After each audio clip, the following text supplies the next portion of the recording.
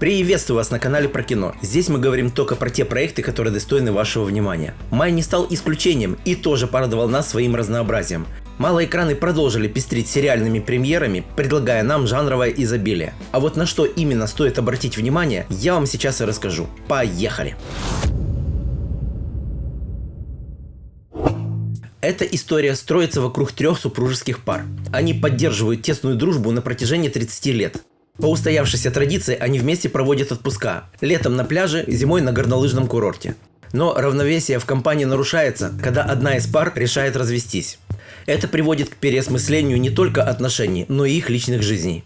«Времена года» – комедийная драма от Netflix. Это современная адаптация одноименного фильма 1981 года режиссера Алана Алда. В актерском составе Тина Фей, обладательница 9 премий Эмми, 2 премий «Золотой глобус», Брюс всемогущий Стив Карелл, также имеющий в своем трофее «Золотой глобус», номинант на премию «Оскар» Колман Доминго и еще много прекрасных актеров. «Времена года» – это уютная история, в которой за простыми разговорами скрывается глубокое размышление о дружбе, старении и смысле жизни. Некоторые даже называют этот проект лучшим сериалом за последнее время. Старт сериала состоялся в первый день мая на стриминговых платформах Netflix и HBO Max.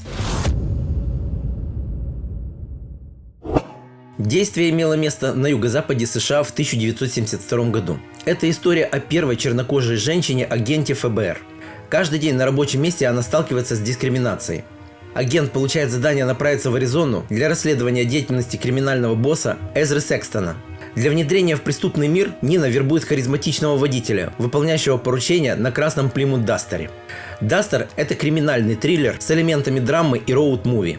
Главные роли исполнили Джордж Холлоуэй, известный зрителю ролью Сойера в телесериале «Остаться в живых», и Рэйчел Хилтон, запомнившаяся воплощением Норы Холлоран в романтической комедии «Красный, белый и королевский синий». А еще на экране мы увидим постаревшего Кита Дэвида. Сериал удачно сочетает в себе ретро-эстетику 70-х, захватывающий сюжет, динамичный экшен и социальные темы. Первый сезон сериала состоит из 8 серий, которые доступны для просмотра на платформе HBO Max. Действие разворачивается в престижном пригороде Копенгагена. Молодая экономка по имени Руби бесследно исчезает. С помощью своей домработницы Анхел и молодой исследовательницы Айши ее соседка Сесилия начинает собственное расследование. В процессе поиска правды она сталкивается с тайнами, скрытыми за фасадом благополучия. Это приводит главную героиню к переосмыслению не только своего окружения, но и собственной семьи. «Тайны по соседству» – датский детективный триллер. Сериал вышел на Netflix 15 мая этого года и стал одним из самых обсуждаемых проектов платформы. Это напряженная криминальная история, сочетающая в себе элементы социальной драмы и скандинавского нуара. Проект поднимает темы классового неравенства, расизма, эксплуатации мигрантов и лицемерия в благополучных сообществах. Это мощный социальный комментарий, обличающий скрытые аспекты привилегированных слоев общества. Многие зрители в своих комментариях отмечают этот сериал как обязательный к просмотру, особенно для любителей интеллектуальных триллеров. Главный герой Бенни – бывший футбольный кумир и король выпускного, который тщательно скрывает, кто он есть на самом деле. Поступив в колледж, он неожиданно сближается с Кармен, в прошлом школьной неудачницей, которая стремится попасть в круг студенческой тусовки. Под присмотром старшей сестры и ее знаменитого бойфренда с кампуса они вместе погружаются в мир неудачных романов, ароматизированной водки и фальшивых документов, стараясь найти свое место в этой хаотичной подростковой реальности. «Сверхкомпенсация» – это молодежная комедия, созданная Бенито Скиннером, который сам же главную роль и сыграл. Сериал имеет динамичный сюжет, яркие персонажи и актуальные темы, такие как самопознание и принятие себя. Однако некоторые рецензенты указывают на обилие вечеринок, алкоголя и откровенных сцен, что может не понравиться некоторым зрителям. Сериал вышел в свет 15 мая и сегодня доступен для просмотра на платформе Amazon Prime Video. Центральная фигура этой истории – андроид-охотник. Он взламывает свой модуль подчинения и обретает свободу воли.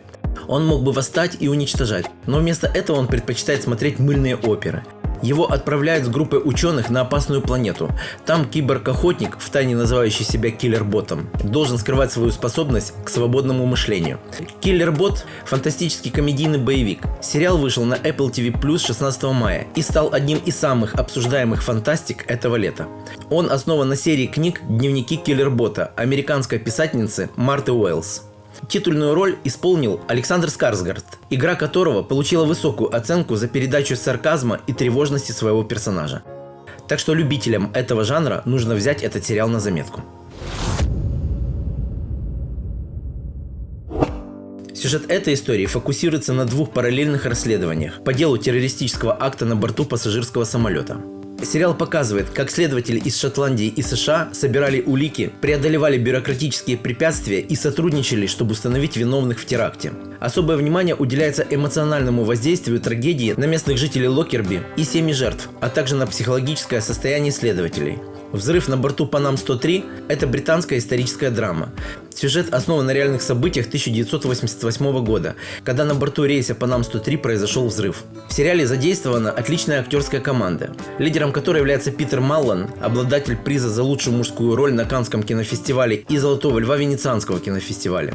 Зрители хорошо помнят его по яркой роли в популярном сериале «Озарк». Сериал впечатляет своей масштабностью и глубиной, сохраняя при этом эмоциональное ядро повествования. Сериал доступен для просмотра на стриминговой платформе Netflix. События этой истории разворачиваются в течение одного уикенда, и происходит это в роскошном пляжном поместье. Главная героиня, Девон Дэвид, после тюремного заключения отправляется на поиски своей младшей сестры Симоны, работающей ассистенткой у богатой и загадочной Микаэлы Келл. Странные отношения Симоны и ее новой начальницы беспокоят Девон, и это заставляет ее вмешаться в ситуацию. «Сирены» — это еще один проект от Netflix, снятый в жанре черной комедии. Сценарий был основан на пьесе Молли Смит-Митцлер, которая и выступила в роли шоураннера проекта. Сюжет – это гремучая смесь темы власти, классового неравенства и сложных семейных отношений. Актерская команда – это отдельная тема для разговора.